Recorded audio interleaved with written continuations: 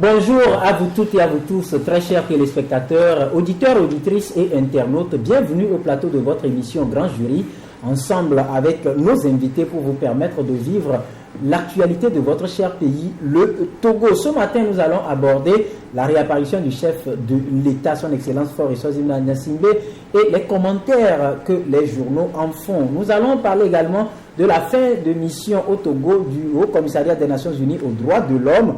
Quel bilan établir après 9 années passées au Togo?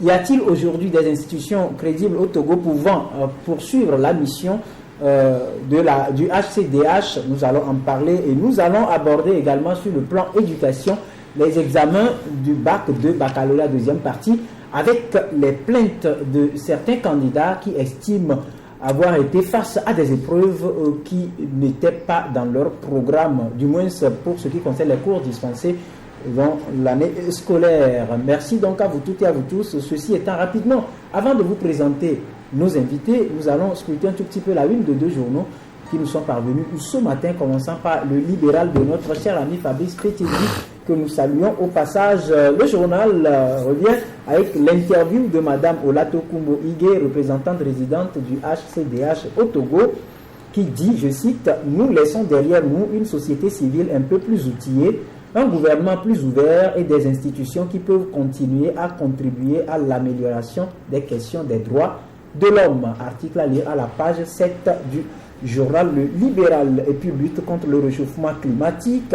Le Togo très actif à l'orée de la conférence de Paris, titre Le Libéral. Autre article, appel à concurrence. L'ARMP et la DNCMP forment 500 opérateurs économiques. Contrôle physique général des pensionnés et rentiers de la Caisse nationale de sécurité sociale. Les opérateurs physiques en formation depuis hier, nous apprend le journal. Autre journal dans les kiosques ce matin, le perroquet de Germain Aïvi, que nous saluons également au passage. Le journal qui revient sur la réapparition du chef de l'État et titre Togo, révélation sur les dessous d'une absence jugée mystérieuse au palais de la Marina. Les services de renseignement togolais auraient-ils planifié les rumeurs sur l'état de santé et la mort entre guillemets de Faure? Point d'interrogation. Autre article, grande rencontre avec la presse au palais royal des Adigo et alliés. Nana Ané Ohiniko comme dessous. 15 rois des Adigo parlent de l'origine des conflits avec les Lawson. Point de suspension. Assemblée générale ordinaire de COPEC AD sur fond de satisfaction des membres, nous apprend le perroquet qui titre en sport à Coupe d'Afrique des Nations Maracana 5e édition, le Togo à l'honneur du 6 au 9 août prochain. Et puis interview, le commissaire divisionnaire Sama Atna parle des notions de la sécurité routière. Pour finir le journal, titre, après la mise sur pied effective du siège de la CAB, Azad Kelani Bayor dit, je cite, « Je n'attends qu'une seule chose, que l'État me reconnaisse en tant que tel pour que je puisse réellement commencer par faire la boxe ». Voilà donc pour ce qui concerne la une des deux journaux dans les kiosques, ou du moins ce qui nous sont parvenus ce matin, parmi tant d'autres qui sont dans les kiosques, le perroquet et le libéral. Autour de ce plateau avec moi ce matin, le directeur de publication du journal Le Messager, voilà, Tchabouré Bouraïman. Salam alaikum. Salam alaikum, alaikum salam, Rodrigue. Bonjour Rodrigue et puis bonjour aux auditeurs et aux auditrices de la KMTB. Et aux téléspectateurs également. Voilà, et médias partenaires. Médias partenaires également. Très bien. Et puis nous sommes également avec le directeur de publication du journal La Fraternité, Joël Ega. Bonjour et bienvenue. Bonjour mon frère, auditeur, auditrice, bonjour. Voilà, et bien comme on le dit, Tchaboré, depuis au moins environ 3 semaines, l'information a fait la une des journaux, commentée de diverses manières. Les gens étaient tout au plus perplexes par rapport à l'information ou à sa véracité. Les médias occidentaux ont été également mis à contribution pour relayer cette information qui faisait cas donc de la disparition du chef de l'État. Selon l'information, on parlait d'un accident cardiovasculaire et subitement, la dernière fois sur les écrans de la TVT, on voit réapparaître l'image du chef de l'État. Oui, c'est ce que tout le monde a vu. Et je crois que c'était depuis le mardi passé. Tout le monde a vu que le chef de l'État était là. Bon, ceux qui ont donné l'information, je crois que ils vont se rendre compte que le chef de l'État était là, contrairement à ce que certains ont pu nous faire croire, que ce soit sur la toile ou bien que ce soit sur les presses écrites et autres médias, dans les médias internationaux. Ce qui est sûr, ce que nous avons vu, notre chef de l'État, qui apparemment est bien portant, puisque je ne m'étais pas approché de lui pour savoir. Apparemment, on l'a vu très portant, puisqu'il a exercé ses activités également. Nous avons vu notre chef de l'État, parce qu'on nous a parlé d'un AVC. Quelqu'un qui a l'AVC, vous pouvez le reconnaître facilement. Et nous avons vu notre chef de l'État qui s'était présenté sans un signe d'AVC. Nous l'avons vu également. Et je crois qu'aujourd'hui, le suspense est levé, si je peux parler ainsi, puisque les gens nous ont donné l'information. Cela a causé un tout petit peu, en somme, une sorte de psychose au sein de l'opinion. Les gens se posaient la question, qu'est-ce qui se passe? Et effectivement, mais voilà, seulement ce qu'il y a beaucoup de leçons que nous devons tirer de ce qui s'est passé. Peut-être qu'on y reviendra, mais je crois qu'il y a beaucoup de leçons que nous devons tirer par rapport à ce qui s'est passé. C'est vrai, nous sommes des médias, puisque l'information est partie des médias. C'est très important. Des médias qui, en réalité, sont appelés à faire un travail bien fouillé avant de donner des informations, parce que c'est le BAB, en principe, de notre métier. Le BABA, excusez-moi. Ne serait-ce qu'un citoyen lambda peut se permettre de commenter les rumeurs qui se passaient. Mais en tant que média, je crois qu'on a des outils nécessaires des instruments nécessaires pour pouvoir aller au-delà de ces rumeurs et fouiller. Mais aujourd'hui, les faits sont là et ce qui avait été dit, on retrouve que ce n'est pas le cas en principe. Voilà, ce n'est pas le cas. En principe, Joël Ega, quel commentaire vous faites autour de ce qu'on peut appeler scénario, puisque les journaux l'ont dit, le chef de l'État n'a plus apparu sur les écrans même de la télévision nationale, ni publiquement depuis environ 3 semaines. Il a été annoncé au cours d'une conférence de presse, il n'y était jamais. Il a été annoncé en Afrique du Sud par la cellule de communication de la présidence de la République, quand un confrère a joint l'un des personnes, ou du moins des employés de cette cellule. Il a été annoncé en Afrique du Sud, on ne l'a jamais vu. Il avait lu également dans Jeune Afrique qui dit que plusieurs chefs d'État ont cherché à joindre le nôtre en vain. Il y a également la lettre du continent. Plusieurs journaux donc ont relayé suffisamment l'information et subitement le chef de l'État réapparaît. Oui, je ne voudrais pas parler de canular ni de pirouettes que le pouvoir ait mis en place, mais est-il que ce qui est arrivé en communication politique ne fait que profiter au chef de l'État, en ce sens que j'ai comme l'impression que Faure Gnassingbé, c'est vrai, il n'était pas visible. Est-ce qu'il a eu des bobos? On ne sait pas. Est-ce que c'était une retraite spirituelle? On ne sait pas. Mais est-il que la présidence se fait sur ça pour rehausser un peu plus comment vous l'appelez, pas la légitimité, mais créer un mythe autour de Faure Gnassingbé. C'est-à-dire aujourd'hui, Faure Gnassingbé est devenu ce chef-là que personne ne maîtrise, ce chef que personne ne peut oser vouloir vaincre, parce qu'on ne sait jamais combien de tours il dispose dans son sac. Alors, je dirais que la polémique, je voudrais préciser quelque chose, la polémique est née depuis au lendemain de la sortie du directeur de la communication de la présidence. Quand il a annoncé Faure Gnassingbé pour Johannesburg, il n'y était pas. C'est de là qu'est née la polémique. Maintenant, le problème, comme on le dit dans le droit de la communication, c'est que c'est la publication qui fait délit. La presse ne se serait pas intéressée à cela que ça resterait à l'étape de rumeur et personne ne lui accorderait du crédit. Mais ça dit que des journaux qui sont des canaux crédibles, auxquels les populations doivent croire, si ces journaux-là se sont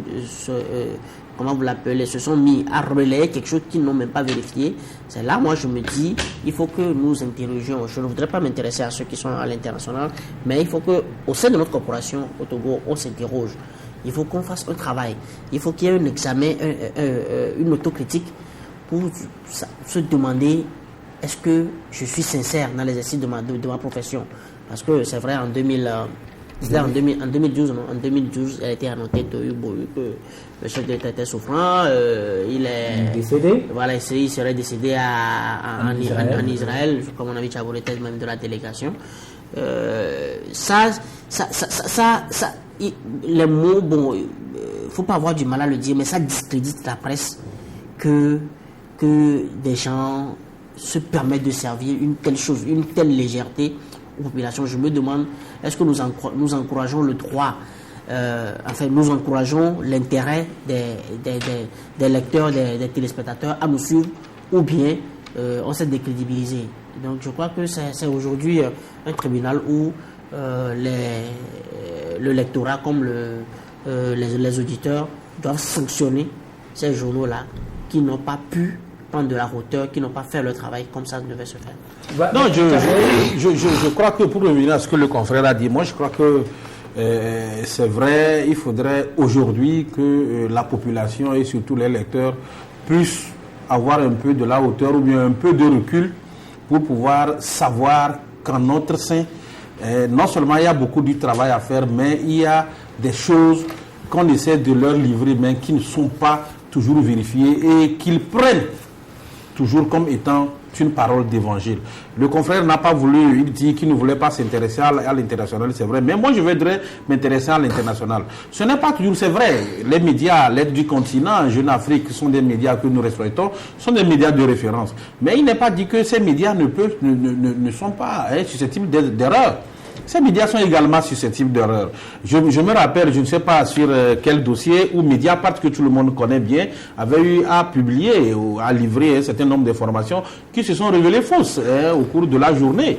Comprenez que les médias, nous sommes susceptibles d'erreurs. Seulement, ce que nous demandons, on n'empêche personne de parler de la santé du chef de l'État. Non. Encore faudrait-il que nous puissions quand même aller au-delà et avoir la quintessence même de l'information que nous livrons à la population. Si la personne a l'information, si la personne a l'information sur l'hôpital même, où le chef de l'État est interné, la personne a toutes les informations autour de ce déplacement, mais attends, quitte à la personne de mettre ça à la disposition du public, on ne retrouvera rien à dire. Mais aujourd'hui, ce qui s'est passé, le confrère l'a dit tout à l'heure, ce qui s'est passé, c'est très important. Cela comprend qu'en notre sein, il y a certaines informations que nous livrons en principe qui ne sont pas vérifiées et qui contribuent énormément à semer de la psychose et qui contribuent énormément à dérouter en principe la population. Cela revient à nous reposer la question, le confrère l'a dit également, à se remettre en cause pour se dire que nous devrions faire un travail professionnel. On doit faire un travail professionnel. Ce qui s'est passé, ça va constituer une leçon pour nous. Moi, je l'ai dit, que ceux qui se sont aventurés dans cette démarche pourront se reconnaître et se dire qu'il y a quelque chose qui a cloché. Il y a quelque chose qui a cloché. Il y a plein d'exemples. Ce n'est pas le lieu de le citer. Il y a plein d'exemples que certains journaux que moi je connais très bien ont eu à relayer dans un certain nombre d'informations, même qui se sont révélées fausses. Et ces journaux, c'est parce qu'on n'est plus allé sur les antennes ou bien sur les médias pour le dire. Ces journaux sont obligés d'aller présenter des excuses à ceux que leurs articles ont pu toucher. Ils ont présenté les excuses, ils ont fait croire que les articles venaient d'ailleurs, que ce n'était pas eux qui ont produit l'article. Est-ce que professionnellement ça se fait? Je pense que non. Je pense que non. Très bien. On vous a assez compris, mais Joël, dites-moi, à vous comprendre, vous deux, est-ce qu'on ne peut pas aller peut-être encore un peu plus loin, genre, la presse n'est-elle pas finalement victime d'une stratégie politique? Parce que vous avez voulu que vous ne voulez pas vous aventurer sur les publications des médias occidentaux, mais dans Jeune Afrique, on a suivi l'intervention de la directrice de cabinet de la présidence, qui a démenti. Dans le même journal. Est-ce qu'aujourd'hui la presse n'est pas en train d'être victime d'une stratégie politique? Oui, que la presse ait été victime d'une stratégie politique, je dis, c'est assez dépend. C'est assez dépend, en ce sens que, moi je dis, le journaliste c'est un philosophe. Le journaliste doit être philosophe. C'est-à-dire que comment vous l'appelez, tout ce qui t'est rapporté, il faut que tu le vérifies. Tu ne dois jamais croire tant que tu n'as pas les preuves. Il doit être philosophe et scientifique également. Parce qu'il faut toucher du doigt la réalité pour rapporter. Parce que quand tu publies, la publication est déjà délit.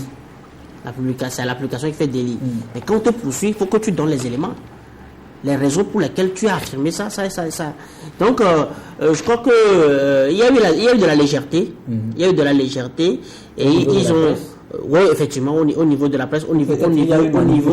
Non, mais attendez, si on vous te manipule, si tu es manipulé, ça veut dire que soit tu t'es laissé berner, tu as manqué de vigilance, ou etc. C'est-à-dire que tu as prêté le flanc à cela. Quand les Blancs sont venus, quand ils ont montré le miroir à Chaka Zulu, c'est plus de temps. Si c'était méfié de ce miroir, il n'allait pas autoriser que les Blancs s'installent sur la côte de Cap pour baliser la voie aujourd'hui à l'apartheid. Donc, on est d'une façon ou d'une autre complice de comment vous l'appelez, comme tu l'as dit, cette victimisation. De cette victimisation. On est d'une façon ou d'une autre acteur de cette victimisation. Maintenant, ce que moi je voudrais dire, c'est que derrière ce scénario, il y a plusieurs lectures à faire. Moi, je me dis, en ce qui me concerne, que peut-être le chef de l'État nous prépare à des absences plus longues à l'avenir. Peut-être. Comment vous l'appelez, certains, c'est un autre analyste politique qui me disait hier que ça fait partie des stratégies de ceux qui ne veulent pas quitter de ceux qui ne sont pas prêts à quitter vite le pouvoir. Parce que c'est ce genre de mythe, il disparaît, tout le monde l'annonce pour moi et puis il réapparaît. Ça a un effet choc dans l'esprit de ses adversaires pour qu'ils se disent que attendez, vous n'avez pas, vous n'êtes pas dans le même statut, donc vous n'avez pas le même poids, il est supérieur à vous. Une stratégie pour anéantir carrément la psychologie, pour se matcher carrément la psychologie de ses adversaires. Donc on peut être dans ce truc là, et aujourd'hui que la presse l'a relayé même, ça n'a fait que donner plus de poids à cette psychologie. Je rappelle qu'en 2012 c'était la même chose, parce que moi j'ai eu des preuves bien assermentées que c'est dans les couloirs du pouvoir que cette rumeur a été instigée, comme quoi Faure Gnassingbé serait mort en Israël, et les gens l'ont repris. Ils l'ont repris, ils l'ont assaisonné, et ça a fait l'effet qu'on connaît. Je voudrais, pour terminer, dire que hier tout de même, moi j'ai remarqué un chef de l'État, un Faure Gnassingbé diminué. Ça, c'est mon appréciation. J'ai remarqué que Faure Gnassingbé diminué. Je ne dis pas que ça veut dire qu'il était malade, mais parce qu'il faut reconnaître aussi que une retraite spirituelle affaiblit aussi. Quand tu fais une retraite spirituelle, tu en sors un peu diminué. Et comme tu le disais, je n'avais pas cette raison, mais je la prends. Lors de la campagne, c'est-à-dire que il a fait environ, je crois, 22 préfectures. Il était à cheval entre 2 ou 3 meetings par jour. Voilà, en 10 jours en moyenne, ça doit t'affecter parce qu'il n'a pas que ça à faire.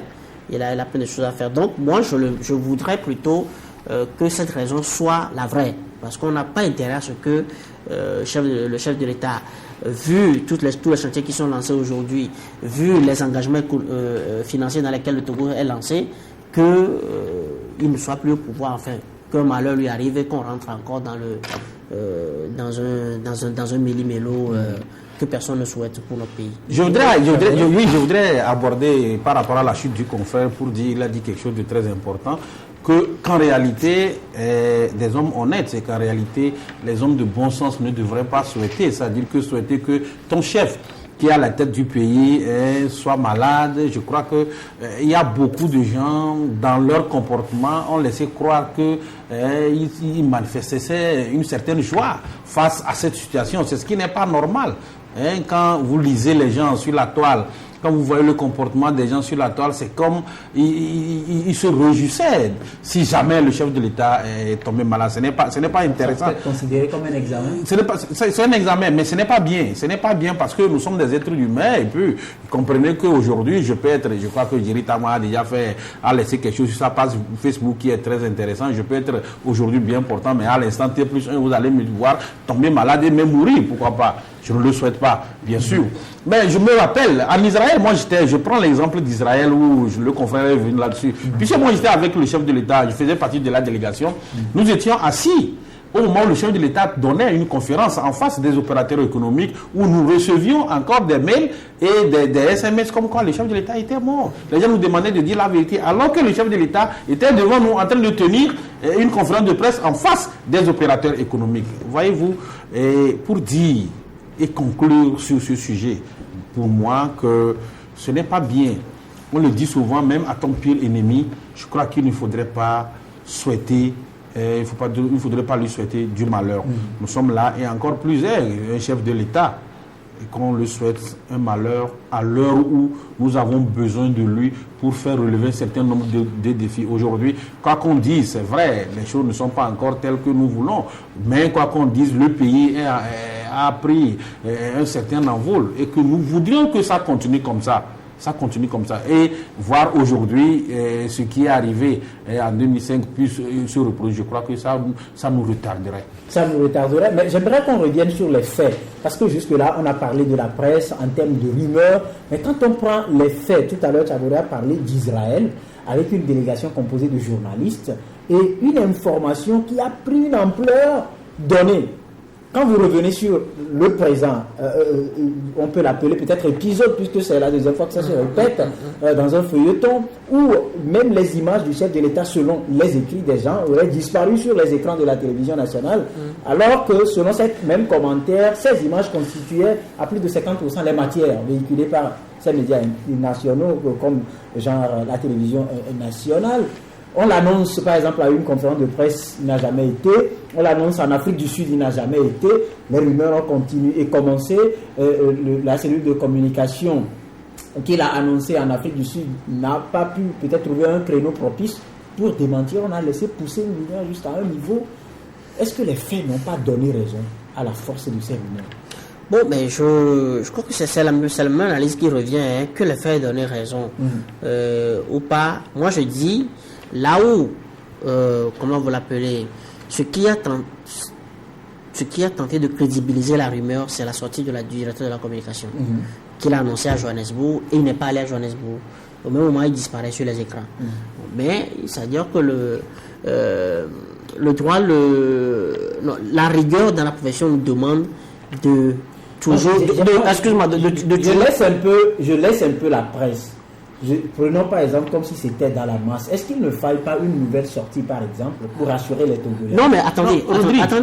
C'est-à-dire que le chef de l'État, même si c'est une maladie, le chef de l'État par exemple, il n'y a qu'une crise de palu peut l'empêcher d'accorder des audiences, etc. Mais le chef de l'État même a droit à des congés. Il peut aussi donner des congés. C'est ça, c'est-à-dire que voilà tous les paramètres qu'on n'a pas pris en compte. Et là, je voudrais profiter... Donc on ne fait pas comprendre à l'opinion. Non, pas qu'on ne fait pas comprendre. C'est-à-dire que, avant de critiquer l'autre, il faut que tu aies tous les arguments de ton côté. C'est-à-dire que quand tu élimines les arguments par degré, et tu te rends compte que tu te trouves devant un vide, donc là, tu peux maintenant agrémenter le vide là. Mais quand tu prends tous les arguments et tu n'arrives pas à les abattre, tu ne peux pas prouver s'il est en congé ou pas, tu ne peux pas prouver s'il a eu un petit bobo comment vous l'appelez, qu'il a indisposé à accorder les audiences, etc. Mais alors là, garde-toi d'avoir les preuves, les éléments solides. Si par exemple tu vois, mais on transporte le chef de l'État avec preuve sur les brancards ou le mettre à bord d'un avion, tu peux maintenant écrire. Là on dira que non, que les faits sur lesquels tu t'es basé sont crédibles. Mais bon, je me suis rendu compte que dans ce scénario-là, les supputations ont plus pris sur la rigueur de raisonnement et la rigueur de la démarche. Mais je voudrais profiter pour dire, c'est bien dommage pour le débat politique togolais, en ce sens que je me rends compte que les gens, enfin ceux-là qui se sont imposés à la première loge dans la contestation du pouvoir, n'élèvent pas vraiment le niveau du débat. Ils n'élèvent pas vraiment le niveau du débat et ils ont mis aussi les journaux qui leur servent de caisse de résonance dans cette, je dirais, c'est une bassesse. C'est une bassesse en ce sens que on peut pas déplacer, enfin on peut pas mélanger un débat politique, un débat biologique. Si tu veux battre ton adversaire politique, il faut le battre sur le terrain politique. Mais tu peux pas à défaut de pouvoir le battre politiquement, aller claironner que non, que voilà, sa maladie c'est une victoire pour toi, mais c'est une légèreté. C'est une légèreté. Moi, ça me fait du mal que ceux-là qui sont là à première loge, qui doivent aujourd'hui donner de l'exemple à la génération montante, ben, ils le tirent plutôt vers le bas.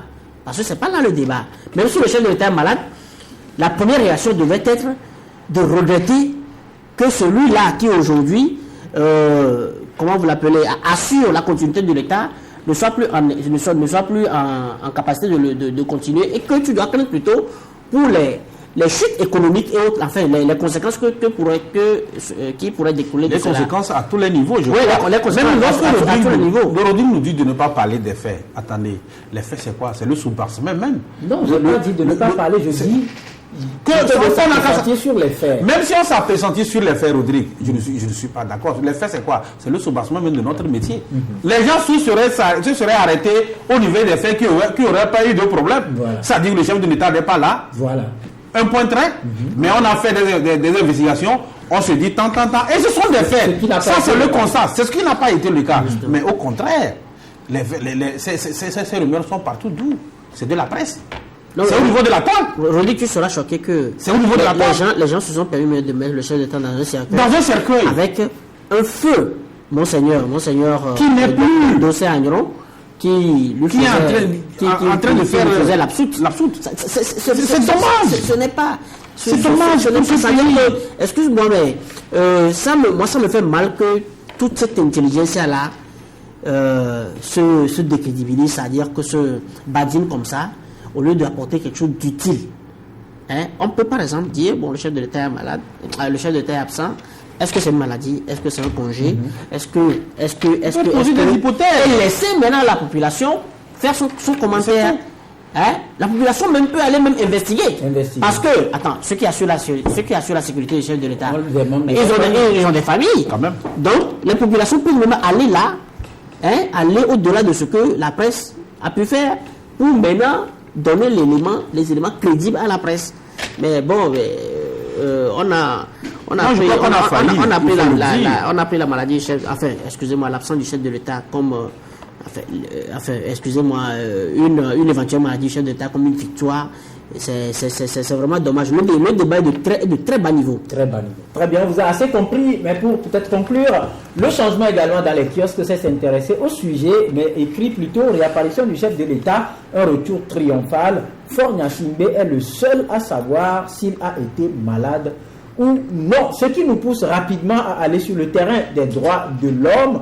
Et en matière de droits de l'homme, nous savons que le lendemain des tristes événements que le Togo a connus en 2005, l'État togolais a tendu la main au Haut Commissariat des Nations Unies aux droits de l'homme pour venir aider à promouvoir ces droits dans notre cher pays, le Togo. 9 années après ce contrat, bien, les portes du ACDH se ferment donc définitivement au Togo pour ce qui concerne sa mission. Aujourd'hui, la question, Tchaboré, est de savoir ce qu'on pense réellement de cette décision de fermeture ou les raisons qui sont affichées ou qui sont établies sur lesquelles on se base pour fermer les portes du ACDH. Non, je crois que s'agissant des raisons, Mme Igueola Takumbo, là désormais, je peux m'exprimer ainsi, là désormais, représentante résidente du HDH au Togo, s'est exprimé longuement là-dessus.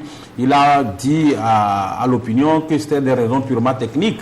Que l'institution onusienne avait des problèmes au niveau financier et qu'il a décidé de prendre une telle décision. Ça a été clair, contrairement à ce que certains ont dit, comme quoi c'était une sanction infligée au Togo, c'est pour cela que le HDH quittait. Ben, ceci étant, il y a quand même, lorsque nous parcourons un tout petit peu depuis 9 ans, ce qui est arrivé, tu viens de dire quelque chose de très important, le HDH était là pour promouvoir les droits de l'homme. Le HDH n'était pas là pour éradiquer complètement un certain nombre de choses. Non, c'était pour promouvoir. Et en cela, je crois que le HDH a fait un travail remarquable sur le terrain avec les associations de la société civile et avec la Commission nationale des droits de l'homme et aussi avec le gouvernement togolais aujourd'hui, je ne vais pas me mettre à citer beaucoup de choses sur le terrain qui ont été réalisées grâce à la présence du HCDH. Mais ceci étant, est-ce qu'on finira toujours par dire que les droits de l'homme sont complètement enrayés au Togo? Je ne crois pas. Madame Higué elle-même l'a dit, je crois qu'il y a d'autres défis que nous devons relever. Ce n'est pas encore terminé, c'est une quête perpétuelle, les droits de l'homme.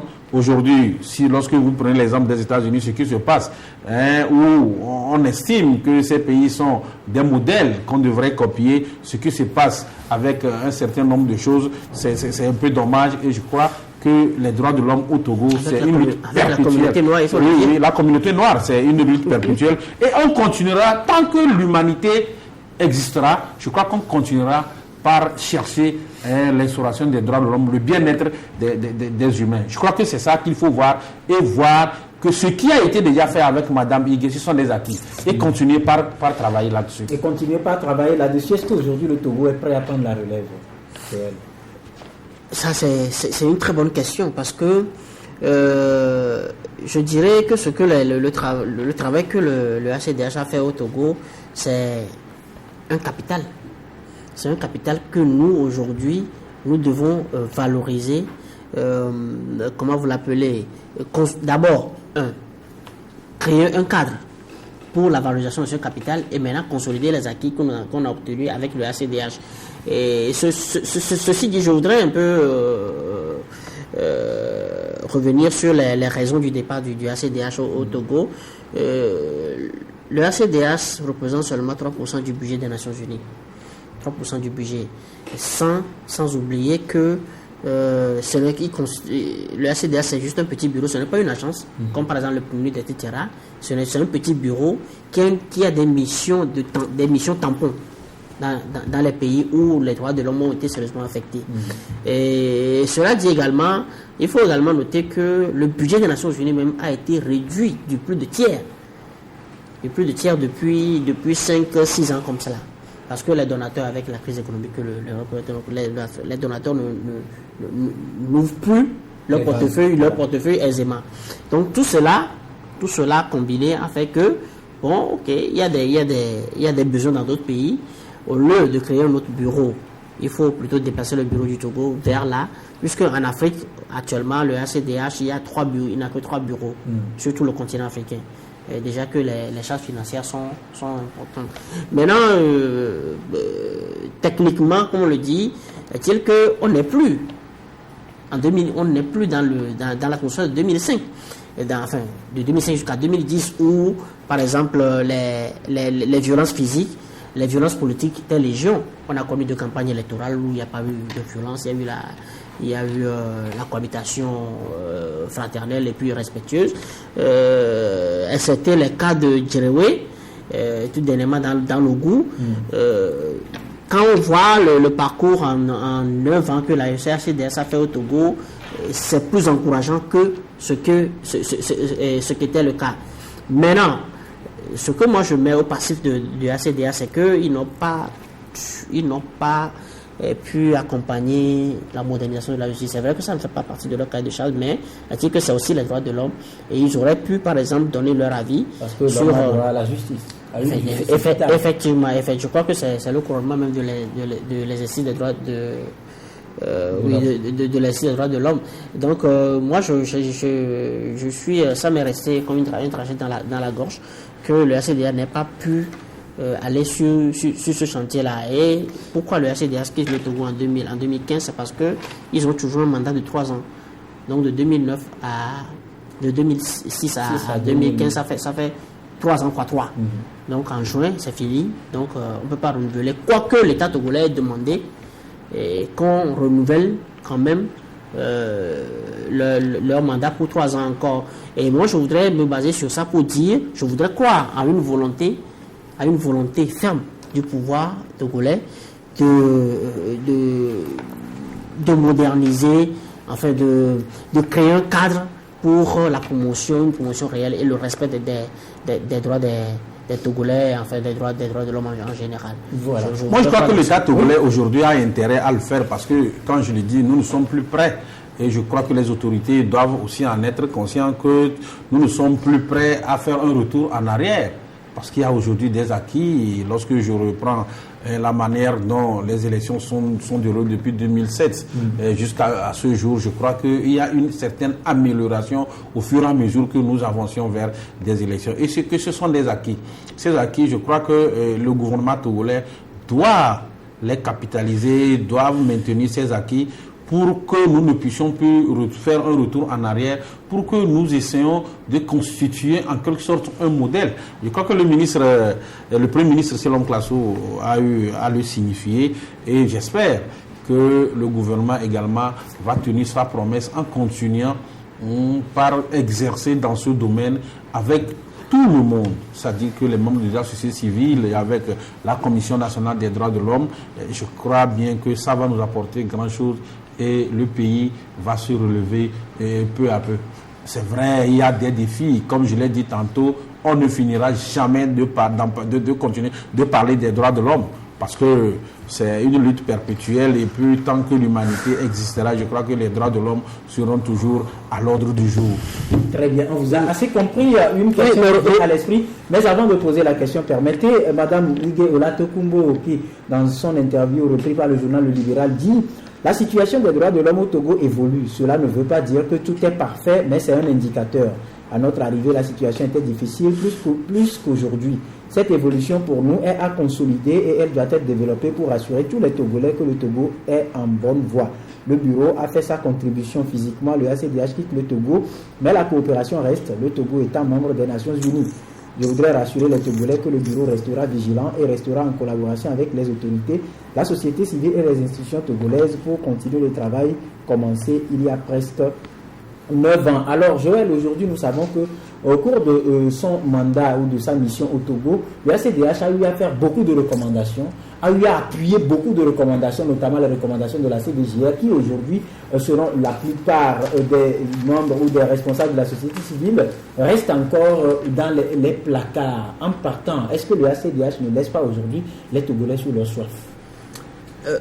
Non, mais est-ce que le ACDH laisse les Togolais sur leur soif? C'est pas au ACDH d'appliquer les conclusions, les recommandations de la CVJR.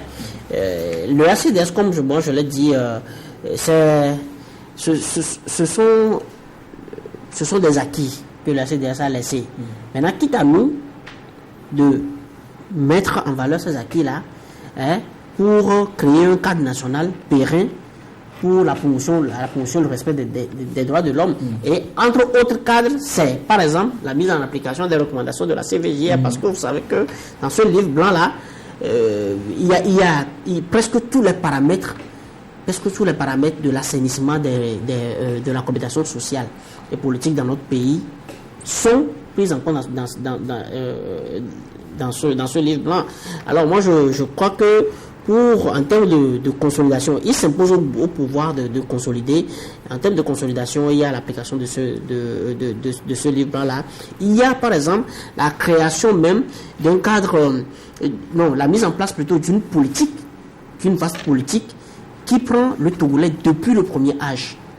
Depuis le premier âge sur les bancs, le sensibiliser, l'informer sur ce que c'est que les droits de l'homme, comment est-ce qu'on doit vivre décemment, comment est-ce qu'on doit vivre respectueux des différences, respectueux des choix politiques de ton ami, etc.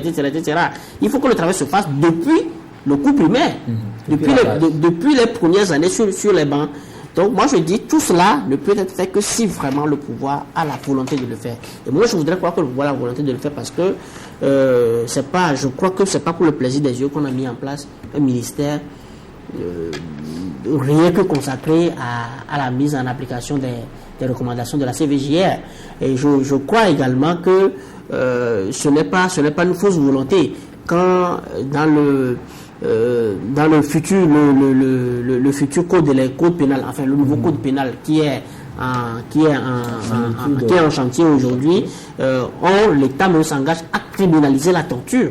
Quand on sait qu'il y a quelques années, le Togo a été mis au vitriol pour des faits des cas de torture ou dans les affaires. Enfin, ça fait assez de boucan au point que le président de la CNDH a dû fuir notre pays. Donc, si l'État même s'engage à criminaliser la torture, je voudrais croire qu'il y a une réelle volonté. Maintenant, la volonté, elle est là. Et maintenant, il faut des actes sincères pour matérialiser cette volonté-là, pour que ça puisse profiter, pas à moi, pas à toi, Rodrigue, mais à la nation togolaise et à ceux-là qui vont nous suivre après. Voilà. Moi, je pense que le confrère a dit quelque chose. Je voudrais ajouter, en plus de l'État, je pense que ce n'est pas à l'État seul. Hein. Il faudrait ajouter qu'il y a la société civile et puis tout. Il y a même la presse. La presse, il y a toute la population, et même l'opposition. Tout le monde doit contribuer. Donc, ça voudrait dire qu'il doit avoir une réelle volonté d'aller de l'avant. Il doit avoir une réelle volonté de discuter avec la société civile. Qu'est-ce que nous pouvons mettre en place pour que notre pays ne soit plus sur le banc des accusés, comme on l'a dit, pour que notre pays connaisse quand même une véritable valorisation des droits de l'homme, pour que notre pays puisse être à l'aise dans sa marche vers son développement. Je crois que c'est ça qu'il faut faire. Donc il faudrait associer tout le monde, la société civile, l'opposition, les médias, le gouvernement, et qui est également une marque de volonté, une dose de volonté. Sinon, s'il n'y a pas la volonté, je crois qu'on ne pourra pas y arriver. Je reste avec vous parce qu'on a eu quand même à suivre sur une radio de la capitale ce matin les réactions de certains acteurs de la société civile qui émettent des réserves par rapport à ce départ du ACDH. Ils estiment que le Togo ne pourra prendre véritablement la relève que lorsque les réformes auraient été faites en profondeur. Parce que selon eux, ces réformes ont un trait, ou sont liées un peu à la violation des droits de l'homme. Moi, je crois que la répartition des ressources du pays et d'autres points qu'on connaît. Non, je crois que c'est de leur droit d'émettre des réserves. On ne peut pas les incriminer d'avoir émis ces réserves. C'est de leur droit. Nous devons respecter les réserves qu'ils ont émises. Maintenant, est-ce que la question qu'il faut se poser, est-ce qu'aujourd'hui, le gouvernement travaille dans ce sens, oui ou non? Je crois que c'est là où se trouve le problème. Le gouvernement est en train de travailler dans ce sens. Et là, c'est pourquoi je dis qu'il faudrait quand même qu'il y ait une bonne dose de volonté de part et d'autre. Aujourd'hui, nous constatons que le gouvernement est en train de travailler. Ce qu'il faut faire, c'est de continuer pas à exhorter le gouvernement à aller dans ce sens. Je crois qu'il y a de cela 20 ans, 30 ans, il y a beaucoup de choses qui se passent aujourd'hui et qui ne se passaient pas. Ça veut dire que nous sommes en train d'avancer. Je prends toujours l'exemple de l'instauration même de la démocratie au niveau de certains pays tels que la France et autres, où on prend aujourd'hui comme étant des modèles. Mais ils n'ont pas pris 30 ans, 40 ans pour le faire. Nous devons continuer par travailler là-dessus. Nous devons continuer par travailler là-dessus. Et je le répète, c'est de leur droit d'émettre des réserves. C'est tout à fait normal parce qu'il y a un certain nombre de choses qu'ils considèrent que ça devait être fait, mais qui ne sont pas encore faites. Mais je dis que ça va arriver parce qu'il y a certaines choses qui, il y a de cela 20 ans, qui ne se passaient pas, mais aujourd'hui, les gens sont en train de le faire librement. Librement. Très bien. Un mot. Oui, Rodrigue, quand je voudrais faire un full stop sur la question des réformes. Très souvent, quand on parle des réformes, on politise les réformes et comment vous l'appelez, on prend les réformes comme on définit les réformes comme alternance. Forcément, ce n'est pas le cas. On définit les réformes comme limitation du mandat. D'abord, alternance, et si l'alternance ne se fait pas, pour avoir forcément l'alternance, on parle de limitation du mandat. Les réformes, ce n'est pas forcément la limitation du mandat. Moi, je vous dis, quand vous prenez par exemple le cas de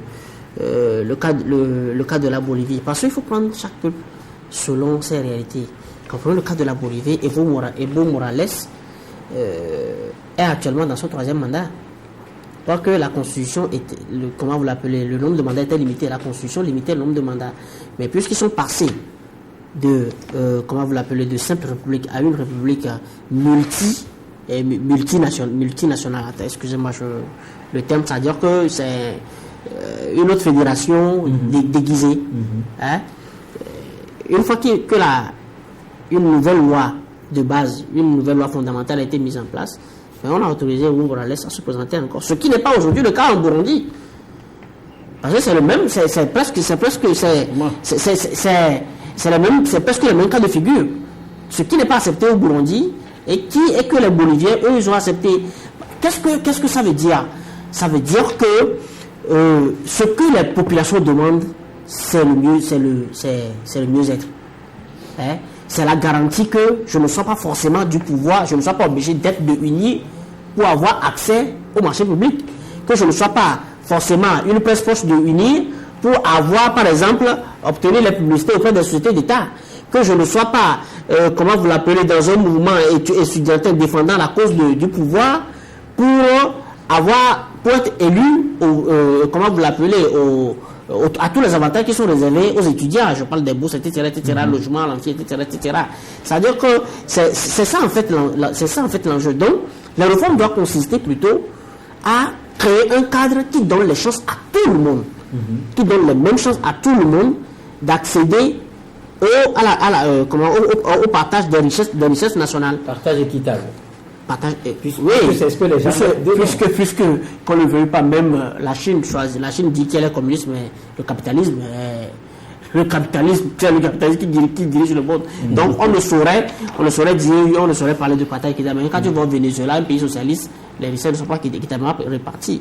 Mais est-il que tu sais quand même que le minimum vital, tu es là. Et tu n'as pas besoin de jouer aux oiseaux, de jouer au clientélisme pour l'avoir. Donc, en clair, aujourd'hui, quelque part, il faut toujours que ces réformes-là puissent booster, ou c'est lié aux droits de l'homme. C'est à la fois les droits de l'homme, les droits économiques, etc. Mais si ce cadre-là est créé, moi, je vous dis, si par exemple, je prends le code électoral, notre code électoral est réellement muet sur beaucoup de cas.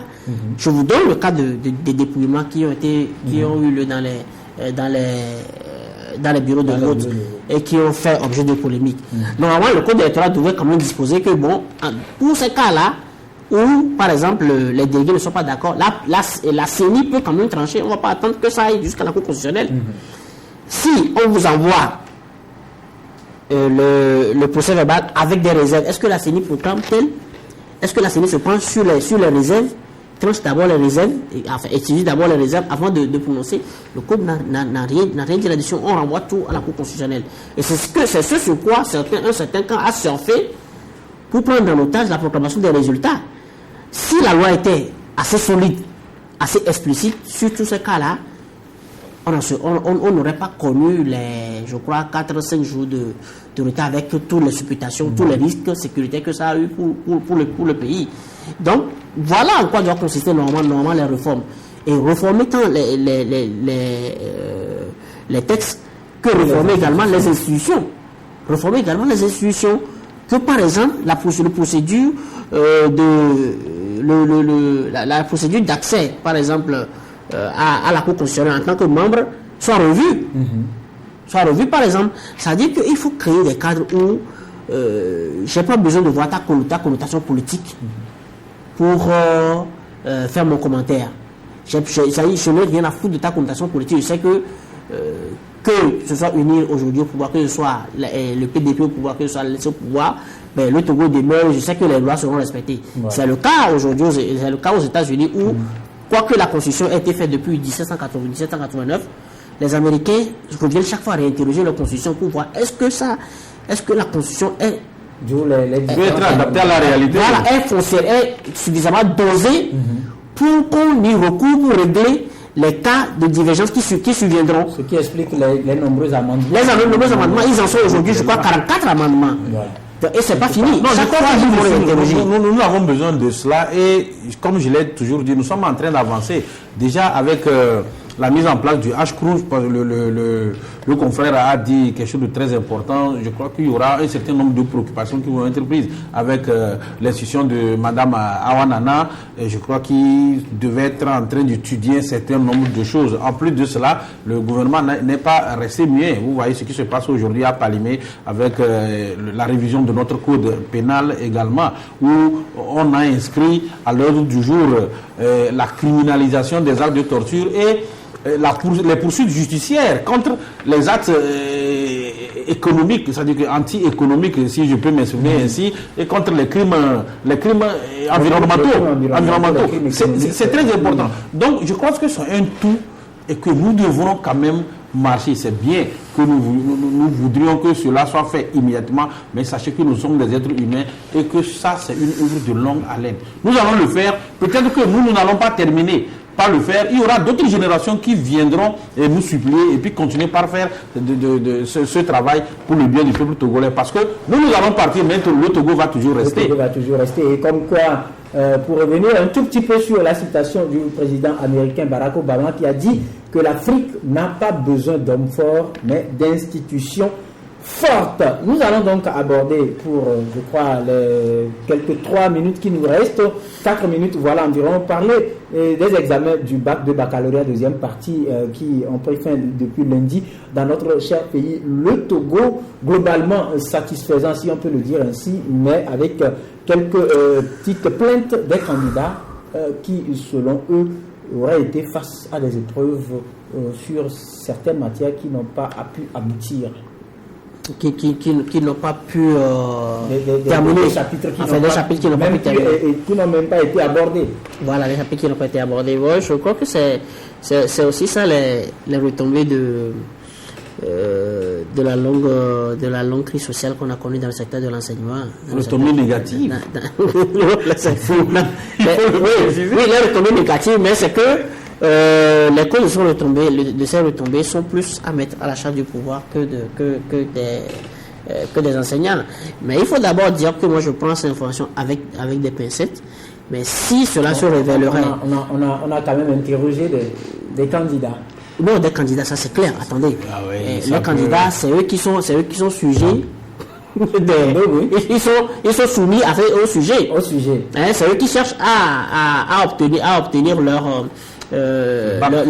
sésame pour entrer à l'université. Donc ils vont jacasser, ils vont crier, ils vont mettre tous les alibis pour que la coupe leur soit diluée. Permettez, on aurait bien voulu, par exemple, interroger les gens jusqu'à un niveau. Et puis là, ça c'est un débat sur lequel on va revenir.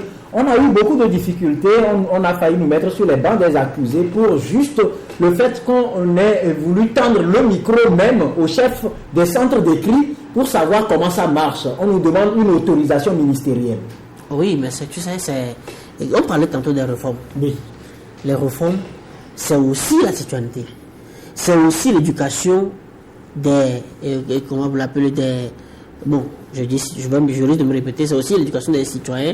Par exemple, sur le droit à communiquer. Hein? Par exemple, sur la démystification de la presse. Mais il ne faut pas que le micro... Parce que si vous arrivez, on vous demande si c'est la TVT. Non, attendez, justement. Votre carte, est-ce que vous étiez sur la carte? Moi, je pense que c'était pas normal.